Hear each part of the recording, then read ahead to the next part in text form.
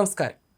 രാജ്യം കത്തിയമർന്നാലും മുടിഞ്ഞു കുത്തുവാളയെടുത്താലും തങ്ങളുടെ നിലപാട് തിരുത്തുകയല്ല, മറിച്ച് ചോദ്യം ചെയ്യുന്നവരെ അടിച്ചമർത്തുക, എതിർ ശബ്ദങ്ങളെ ഇല്ലാതാക്കുക. ഇറാൻ ഭരണകൂടം സ്വീകരിക്കുന്ന നയം അതാണ്. ഇറാനിൽ ഭരണകൂട വിരുദ്ധ പ്രക്ഷോഭങ്ങളിൽ പങ്കെടുത്ത 26-കാരനായ ഇർഫാൻ സൊൾട്ടാനയുടെ വധശിക്ഷയുമായി ബന്ധപ്പെട്ട വാർത്തകളാണ് അന്താരാഷ്ട്ര തലത്തിൽ ഉൾപ്പെടെ ഏറെ ചർച്ചയായിരിക്കുന്നത്.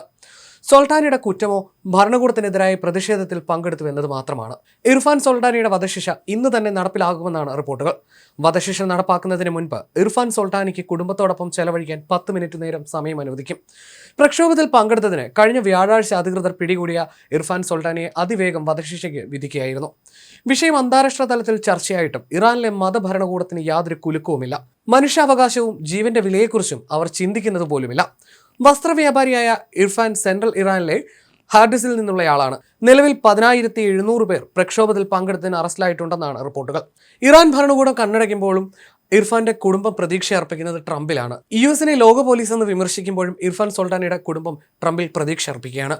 ഹാർഡിസിൽ നിന്നുള്ള യുവാവിനെ ഏകാന്ത തടവിൽ പാർപ്പിച്ചിരിക്കുന്ന ഗസൽ ഹെസാർ ജയിലിന് പുറത്ത് അദ്ദേഹത്തിന്റെ കുടുംബം രാത്രി മുഴുവൻ പ്രതിഷേധ പ്രകടനം നടത്തിയതായും ചില റിപ്പോർട്ടുകളുണ്ട്. ഡിസംബർ 28-ന് ആരംഭിച്ച പ്രക്ഷോഭത്തിൽ പങ്കെടുത്ത ചിലരെ ഇതിനകം വെടിവെച്ച് കൊലപ്പെടുത്തിയെങ്കിലും അറസ്റ്റ് ചെയ്ത് തൂക്കിലേറ്റുന്നതിനുള്ള നീക്കം നടത്തുന്നത് ഇതാദ്യമാണ്.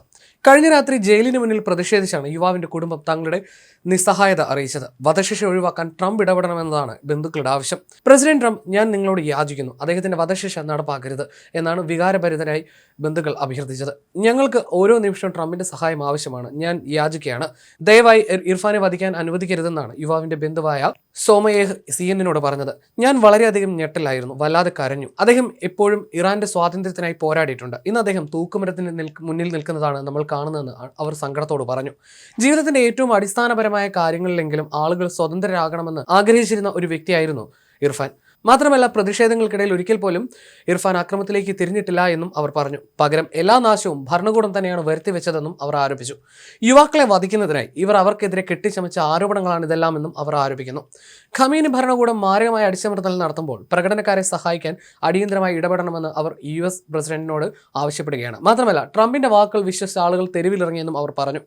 പ്രതിഷേധക്കാരെ തൂക്കിലേറ്റിയാൽ അമേരിക്ക വളരെ ശക്തമായ നടപടി സ്വീകരിക്കുമെന്ന് ട്രംപ് കഴിഞ്ഞ ദിവസം മുന്നറിയിപ്പ് നൽകിയിരുന്നു.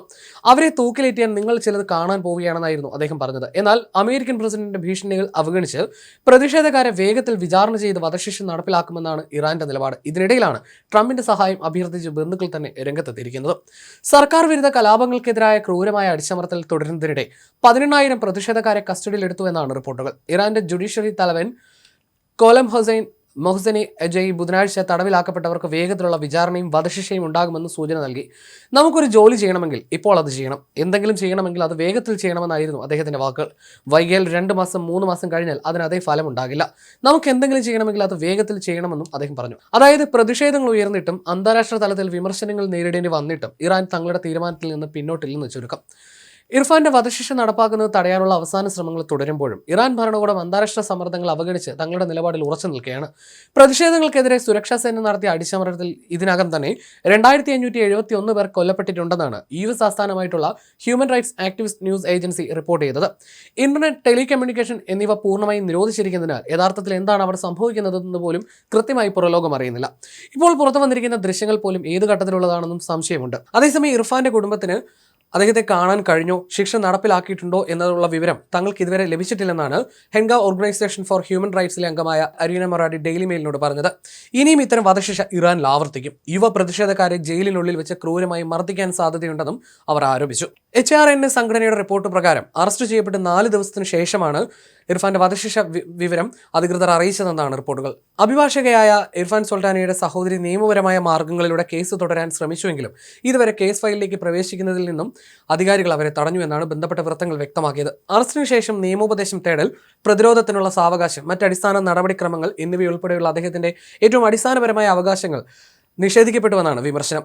ഇറാനിലെ പ്രതിഷേധങ്ങളിൽ കൊല്ലപ്പെട്ടവരുടെ എണ്ണത്തെക്കുറിച്ചുള്ളതും ഞെട്ടിക്കുന്ന കണക്കുകളാണ്. ഇറാൻ ഹ്യൂമൻ റൈറ്റ്സിന്റെ കണക്കനുസരിച്ച് 9 കുട്ടികൾ ഉൾപ്പെടെ 648 പേരാണ് കൊല്ലപ്പെട്ടത്. എന്നാൽ ഇറാനിലെ പ്രതിപക്ഷ ഗ്രൂപ്പുകൾ അവകാശപ്പെടുന്നത് 12,000-ലധികം പ്രക്ഷോഭകാരികൾ ഇതിനോടകം കൊല്ലപ്പെട്ടുവെന്നാണ്. ഏകദേശം 10,000-ഓളം പേരെ ഭരണകൂടം തടവിലാക്കിയിരിക്കുന്നുവെന്നും അവർ പറയുന്നു. 2,000 പേരുടെ മരണം ഇറാൻ അധികൃതർ സ്ഥിരീകരിച്ചതായും റിപ്പോർട്ടുകളുണ്ട്. ഇർഫാൻ സുൽത്താനയുടെ വധശിക്ഷ നടപ്പിലായാൽ വരും ദിവസങ്ങളിൽ അത് ഇറാനിലെ പ്രതിഷേധത്തിന്റെ അഗ്നി 10 മടങ്ങ് വർദ്ധിപ്പിക്കുമെന്നാണ് വിലയിരുത്തപ്പെടുന്നത്.